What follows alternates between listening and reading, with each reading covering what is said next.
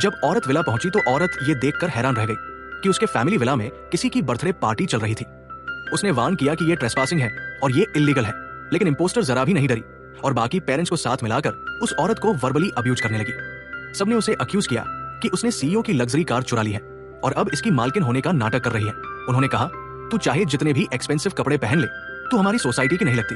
और उसने उसे तुरंत निकल जाने का ऑर्डर दे दिया। तभी उसके बेटे ने उस औरत की बेटी को झूठी कहकर इंसल्ट किया और कहा कि वो उसकी बर्थडे पार्टी अटेंड करने के लायक नहीं है, जब क्लासमेट उसकी बेटी का मजाक उड़ा रहे थे। औरत समझ गई कि स्कूल में भी उसकी बेटी को बुली किया जाता है। गुस्से में उसने अपनी डायमंड रिंग निकाली और उस लड़के को सबक सिखाया जो उसकी बेटी को बुली कर रहा था। तभी एक और पेरेंट बीच में आई और बोली कि लड़की का बुली होना उसकी खुद की गलती है। ये सुनकर औरत का पारा चढ़ गया और उसने उस पेरेंट को 2 थप्पड़ जड़ दिए। तभी एक और पेरेंट चिल्लाई, देखो किसी और के विला में आकर मारपीट कर रही है।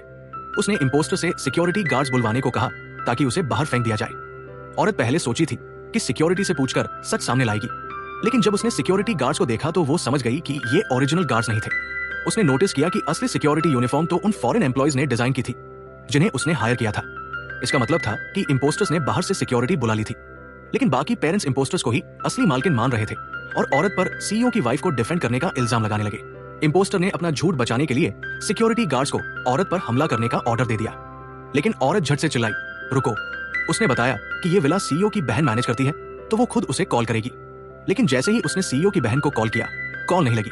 बाकी पेरेंट्स हंसने लगे, देखो इसका झूठ पकड़ में आ गया, इसका मतलब इसे सीईओ की बहन का नंबर तक नहीं पता। तभी इम्पोस्टर ने सीईओ की बहन को कॉल किया और फोन उठते ही सीईओ की बहन ने उसे सिस्टर इन लॉ के नाम से विश किया और उसके बेटे को भी बर्थडे विश कर दिया। औरत दंग रह गई, ये कैसे हो सकता है? असल में इम्पोस्टर का हस्बैंड सीईओ का ड्राइवर था और सीईओ की बहन का ड्राइवर से अच्छा रिश्ता था, इसलिए उसने बिना सोचे उसे विश कर दिया।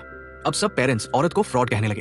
अभी उसकी बेटी ने चिल्लाकर कहा, सीईओ की बहन मेरी बुआ है, लेकिन कोई उसकी बात मानने को तैयार नहीं था।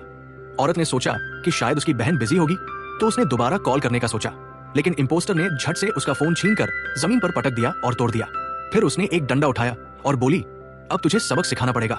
इम्पोस्टर ने लड़की पर चोरी का इल्जाम लगाया और कहा कि वो स्कूल में भी चोरी करती है। औरत ने गुस्से में डंडा छीन लिया और सिक्योरिटी गार्ड्स को पीछे हटने को कहा। बाकी पेरेंट्स इम्पोस्टर को खुश करने के लिए लड़की पर झूठे इल्जाम लगाने लगे।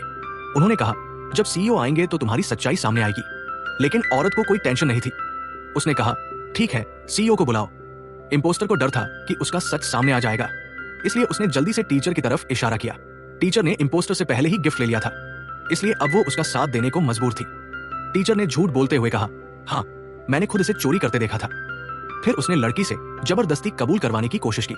लड़की ने सफाई देने की कोशिश की, लेकिन टीचर ने उसकी बात मानने से इनकार कर दिया। उसने कहा, मैंने इसे इम्पोस्टर के बेटे का सफायर नेकलेस अपने बैग में रखते देखा था। तभी इम्पोस्टर के बेटे ने भी कंफर्म किया, हाँ, इसने मेरी चीजें चुराई है, ये हमारी स्कूल के लायक नहीं है। बाकी क्लासमेट भी हंसने लगे और बोले, इसे हमारी स्कूल से निकाल दो। औरत जानती थी कि उसकी बेटी बेगुनाह है। उसने टीचर से पूछा, तुम ये सब बोल कैसे सकते हो? इम्पोस्टर के दबाव में आकर टीचर ने लड़की को जोर से धक्का दिया। लड़की नीचे गिर गई और तभी उसके बैग से नेकलेस गिरा।